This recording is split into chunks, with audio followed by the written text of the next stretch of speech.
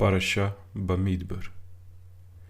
A porção da Torá de Bamidbar fala sobre um censo dos filhos de Israel, que inclui a contagem dos homens elegíveis para ir à guerra. Também fala sobre os chefes das tribos de Israel e o local onde Yehudá deveria acampar. Todas essas coisas apontam para o Messias.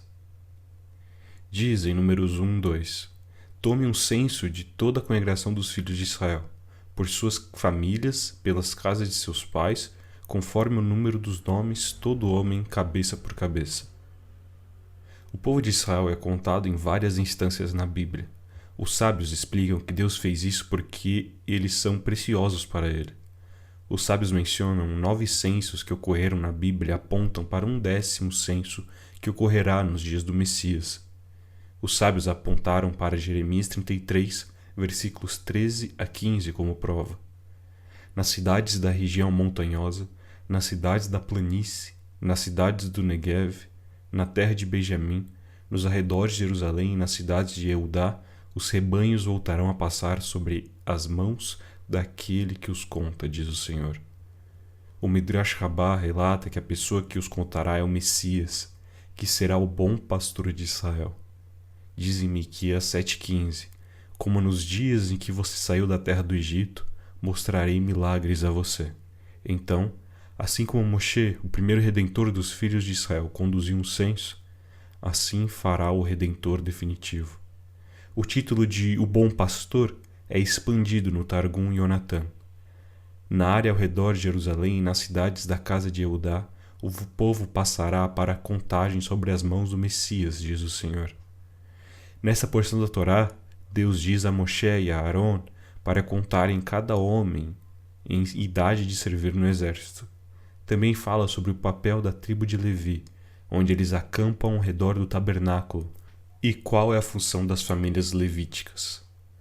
Aprendemos sobre a disposição do acampamento de Israel, com 3 tribos acampadas em cada lado, cercando o acampamento dos levitas, com os levitas cercando o acampamento dos sacerdotes, e os sacerdotes acampando ao redor do tabernáculo. Essa porção da Torá também fala sobre a ordem de marcha das tribos de Israel. Tudo isso nos lembra que Deus é um Deus de guerra e seu Messias será um conquistador militar. Os cristãos explicam que é por isso que os judeus no tempo de Yeshua não o reconheceram como Messias, porque eles estavam procurando por um Messias conquistador, não por um Messias sofredor. Eles esperavam e oravam por um Alexandre o Grande judeu, que derrubaria o governo romano, tomaria o mundo e o governaria. O povo judeu não estava pronto para um Messias servo sofredor. Mesmo que os escritos judaicos e várias profecias da Bíblia apontem para um Messias sofredor, o povo judeu esperava um grande conquistador militar. Isso faz sentido. Messias significa rei, não é? Os profetas previram um rei conquistador que derrotaria as nações e governaria o mundo. Mesmo os próprios Talmidim de Yeshua acreditavam que faziam parte de uma revolução política. Isso funciona nos 2 sentidos. Os cristãos correm o risco de não reconhecerem o Messias militar. Eles se concentraram apenas no Redentor espiritual, sofredor, e esqueceram do Rei guerreiro. Eles se acostumaram tanto a pensar no Messias como um Redentor espiritual dos pecados que se esqueceram completamente dele como um Redentor físico de seu povo. As pessoas do tempo de Yeshua que estavam procurando um Messias conquistador não estavam erradas em buscar isso. Elas apenas pularam uma etapa. A ideia que tinha sobre o Messias conquistador vem dos profetas. Uma passagem que os levou a acreditar em um Messias conquistador é o Salmo 2, versículos 9 a 12. Você quebrará as nações com uma vara de ferro. Você as despedaçará como um vaso de oleiro. Agora, portanto, ó reis, mostrai discernimento. Recebei a advertência, ó juízes da terra. Adorai ao Senhor com reverência, alegrai-vos com temor. Homenageiem o filho para que ele não se irrite. E vocês pereçam no caminho, porque sua ira pode se acender rapidamente. Como são abençoados todos aqueles que nele se refugiam. A Bíblia nos diz que o Messias é um conquistador militar. Diz nessa porção da Torá que Deus preparou o exército de Israel para a conquista da terra prometida. Diz em Números 1,4: Com você, além disso, haverá um homem de cada tribo, cada um chefe da casa de seu pai.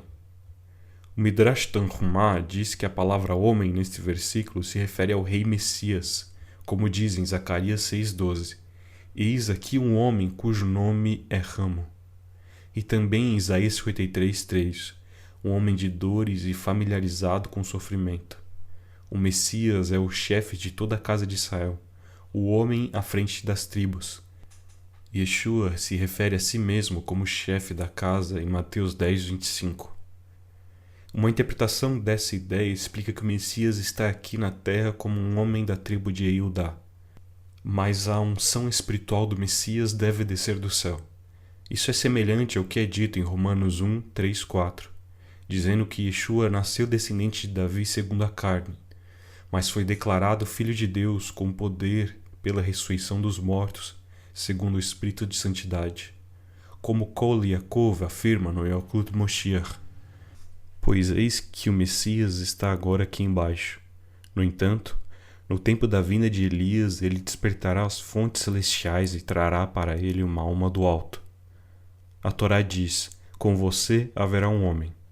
As palavras com você significam com a vinda de Elias, o tisbita, o sacerdote que virá proclamando boas novas. Assim, o homem de cada tribo, pois o Messias é um homem da terra, pois agora ele está aqui embaixo, mas ele virá com uma alma do alto. Kol Yaakov em Yalkut Moshiach Bamidbar, Nassô Bealoshechal 38:22. Essa porção da Torá nos diz em Números 2, versículos 3 e 4. Agora, aqueles que acamparem no lado leste, em direção ao nascer do sol, serão do estandarte do acampamento de Eudá. O acampamento de Eudá, em direção ao nascer do sol, aponta para o Messias, que se levantará da tribo de Eudá, como diz no Midrash. O santo, bendito seja ele, disse a ele, Moisés, e Eudá acampará no lado oriental, a direção de onde a luz sai para o mundo, porque a realeza sairá para o mundo de Eudá. Números Rabá 2:10. Há várias fontes que relacionam o Messias ao nascer do sol. Salmo 119:5 compara o sol nascente a um noivo saindo de sua câmara. O noivo é um título do Messias. Malaquias 4:2 diz, o sol da justiça se levantará com cura em suas asas. Isaías 60:1-3 dizem, a glória do Senhor se levantou sobre você. As nações virão à sua luz e os reis ao brilho do seu nascer. Diz no Talmud, o rabino Ria, o ancião, e o rabino Shimon bar Halafta estavam caminhando nas planícies de Arbel, no lado oeste do mar da Galileia, na escuridão antes do amanhecer. O rabino Ria, o ancião, disse ao rabino Shimon bar Halafta, Rabino, é assim que a redenção de Israel ocorrerá. No início acontecerá pouco a pouco, mas à medida que progride, crescerá e crescerá como a luz crescente antes do amanhecer.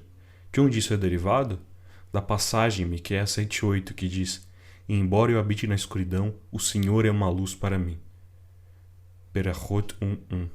Diz em Números 2, versículos 3 e 4. Agora, aqueles que acamparem no lado leste, em direção ao nascer do sol, serão do estandarte do acampamento de Eudá, por seus exércitos e os líderes dos filhos da tribo de Eudá, Nasson, filho de Aminadab, e seu exército, mesmo seus homens contados. Nasson ben Aminadab, e o chefe da tribo de Eudá, liderou as tribos de Israel quando marcharam. Diz em Números 2:9, eles partirão primeiro. E em Números 10:14 diz, o estandarte do acampamento dos filhos de Eudá, de acordo com seus exércitos, saiu primeiro com Nasson, filho de Aminadab, sobre seu exército. A tradição diz que essa não foi a primeira vez que Nasson ben Aminadab liderou o povo de Israel. Este Nasson foi o mesmo Nasson que entrou no Mar Vermelho, antes de ele abrir e incentivou Israel a atravessá-lo. Seu nome aparece nas genealogias de Yeshua, em Mateus 1 e Lucas 3. Ele foi um antecessor e prefiguração do Messias. À medida que os exércitos de Israel marchavam no deserto, eles carregavam o tabernáculo com eles. Assim também, os exércitos acima trarão um tabernáculo eterno de Deus e estabelecerão o tabernáculo celestial na terra com a nova Jerusalém, como diz em Apocalipse 21:3. Eis que o lugar de habitação de Deus está entre os homens, e ele habitará entre eles, e eles serão seu povo, e o próprio Deus estará entre eles.